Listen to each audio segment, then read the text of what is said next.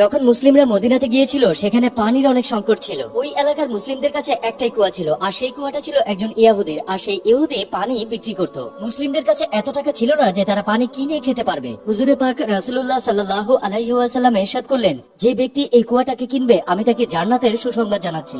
হযরত উসমান রাদিয়াল্লাহু তাআলা আনহু সেই ইহুদির কাছে গেলেন আর তাকে বললেন, এই কুয়া তুমি আমাকে দিয়ে দাও। কিন্তু সেই ইহুদি কিছুতেই মানছিল না। তখন হযরত উসমান রাদিয়াল্লাহু তাআলা আনহু বললেন, ঠিক আছে, তুমি আমার কাছ থেকে কিছু টাকা নিয়ে নাও, কিন্তু শর্ত থাকবে একদিন কুয়ার পানি তোমার আর অন্যদিন কুয়ার পানি আমার। ওই ব্যক্তিটা 12,000 দিনার নিয়ে এই প্রস্তাবে রাজি হয়ে যায়। প্রত্যেক দ্বিতীয় দিন যখন হযরত উসমান রাদিয়াল্লাহু তাআলা আনহুর সময় আসতো তখন তিনি মুসলিমদেরকে ফ্রিতে পানি পান করাতেন আর তাদেরকে বলতেন পরের দিনের জন্য পানি সংগ্রহ করে নাও। এতে এমন হতে থাকলো যে ওই ইহুদির কাছে আর কেউ পানি কিনতে যেত না। শেষমেশ আরো 23,000 দিনার নিয়ে ওই ইহুদি হযরত উসমান রাদিয়াল্লাহু তাআলা আনহুর কাছে ওই পানির কুয়াটা বিক্রি করে যান। তিনি এভাবেই মুসলিমদের বিনা স্বার্থে সাহায্য করেছিলেন। সুবহানাল্লাহ।